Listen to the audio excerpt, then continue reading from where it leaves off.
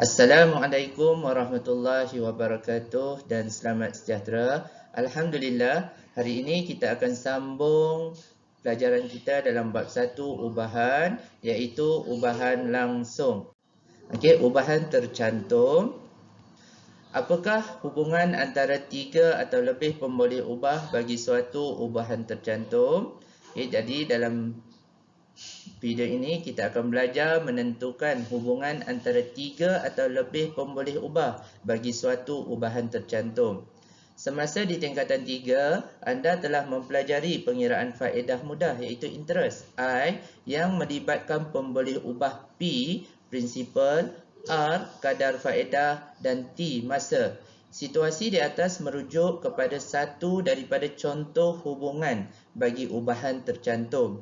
Ubahan tercantum ialah ubahan langsung dengan keadaan satu pemboleh ubah berubah sebagai hasil darab dua atau lebih pemboleh ubah yang lain.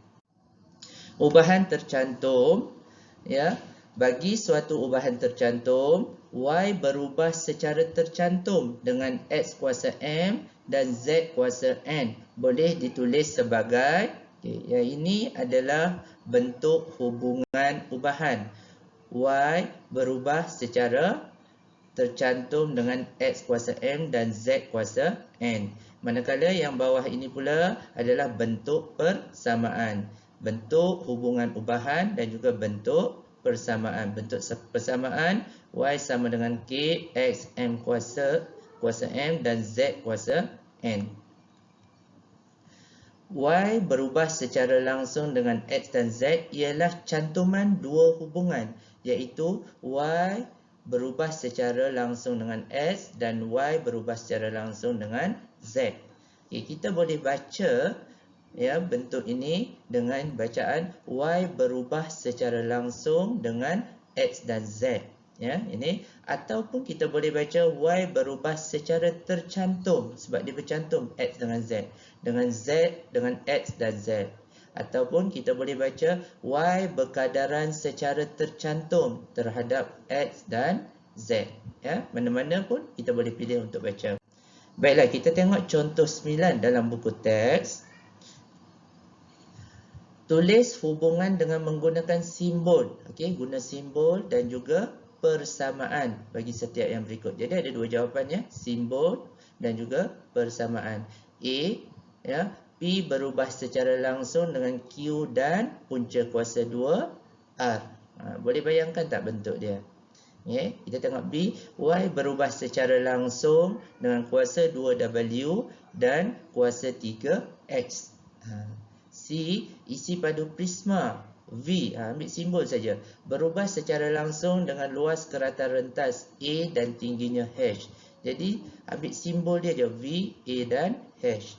D, jisim W bagi sebatang besi berbentuk silinder berubah secara langsung dengan panjang P dan kuasa 2 diameter tapaknya D. Baiklah, kita tengok macam mana jawapannya. Ini P berubah secara langsung dengan Q dan punca kuasa 2 R. Ini dalam bentuk ubahan. Jadi dalam bentuk persamaan, P sama dengan K, Q, punca kuasa 2 bagi R. B, Y berubah secara langsung dengan W kuasa 2 dan X kuasa 3. Ini dalam bentuk ubahan. Dalam bentuk persamaan, Y sama dengan KW kuasa 2, X kuasa 3. Yang nombor 3.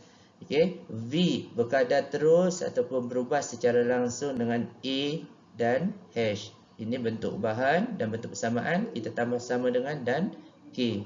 Ya. Begitu juga dengan D, W berubah secara langsung dengan P dan kuasa 2 D.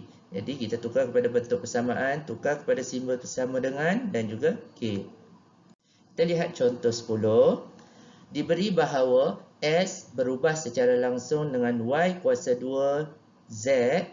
Okey, ungkapkan X dalam sebutan Y dan Z jika X sama dengan 6, apabila Y sama dengan 3 dan Z sama dengan 5. Jadi ini dalam bentuk ubahan, kita tukar dalam bentuk sama dengan. Ini cara dia. Ini dalam bentuk ubahan dia dah bagi, kita tukar kepada bentuk sama dengan. Jadi semua nilai dia dah bagi dah. X dia dah bagi, Y dah bagi, Z dah bagi. Kita gantikan semuanya untuk kita dapatkan nilai K. Jadi kita buat pengiraan, kita dapat nilai K. Kemudian nilai K ini masukkan semula ke dalam persamaan. Jadi kita dapat jawapan, maka X sama dengan 2/15 Y kuasa 2 Z. Ini adalah persamaannya, ataupun kita panggil formulanya. Dengan adanya formula ini, kita boleh selesaikan semua masalah ataupun soalan yang berkaitan dengan persamaan ini. Kita tengok contoh 11. Tenaga keupayaan graviti E Joule bagi suatu objek berubah secara langsung dengan jisimnya M kilogram, pecutan graviti G ms negatif 2 dan kedudukannya pada ketinggian H meter. Ya. Diberi bahawa E sama dengan 197 Joule apabila M sama dengan 4 kg, G sama dengan 9.81 ms negatif 2 dan H sama dengan 5 meter. Dituliskan satu persamaan yang menghubungkan E, M, G dan H. Jadi dia suruh kita buat persamaan. Okey, ingat kita buat dulu dalam bentuk ubahan. Jadi kita dapat E berkadar terus dengan MGH, tukar dia ke dalam bentuk simbol persamaan. Okey, semua nilai ada kita masukkan untuk dapatkan nilai K. Kita buat pengiraan K sama dengan 1, maka K ini kita masukkan semula dalam persamaan. Kita dapat E sama dengan MGH. Ini adalah persamaannya. Ya. Baiklah, kita tengok contoh 12. Tiga kuantiti STU berubah seperti yang ditunjukkan dalam jadual. Diberi bahawa S berubah secara langsung dengan T dan punca kuasa 3U. Hitung nilai X dan Y. Okey, bagaimana nak buat? Kita tengok ketiga-tiga ini ada nilainya. Jadi kita lihat bagaimana hendak menyelesaikannya. Okey, kita buat persamaan ubahan. Kita masukkan S sama dengan KT, punca kuasa 3U. Okey, gantikan semua nilai yang ada ini. S6, T 0.8, U 27 ke dalam persamaan untuk kita dapatkan nilai K. Jadi kita buat pengiraan, kita dapat nilai K sama dengan 2.5. Jadi gantikan nilai K ini ke dalam persamaan tadi. S sama dengan KT punca kuasa 3. Jadi kita dapat persamaan ini. Dengan persamaan ini kita boleh selesaikan, kita boleh cari nilai X dengan menggantikan nilai T dan juga nilai U. Jadi kita masukkan, kita gantikan X sama dengan 2.5 darab dengan 1.2 darab dengan punca kuasa 3 bagi 125. Kita selesaikan dapat 15. Okey, begitu juga untuk dapatkan nilai Y, kita gantikan nilai S dan T ke dalam persamaan. Ya, S ini punca kuasa 3 bagi Y sama dengan, okey, kita selesaikan dan kita dapat nilai Y sama dengan 0.125. Ya. Baiklah, kita ingat kembali, kita ingat semula apa yang telah kita pelajari. Yang pertama, okay, tulis ke persamaan ubahan. Soalan tadi kita tulis ke bentuk ubahan, kemudian tukarkan kepada persamaan sama dengan. Jadi bila tukar kepada persamaan sama dengan, akan ada nilai K, akan ada K. Seterusnya yang ketiga, gantikan semua nilai yang ada P dan Q kat sini. Jadi kita ada tiga nilai kan, kita gantikan P, Q, R untuk cari nilai pemalah K. Okey, dah dapat, ya, dah dapat nilai K, kita gantikan nilai K semula ke dalam persamaan ini.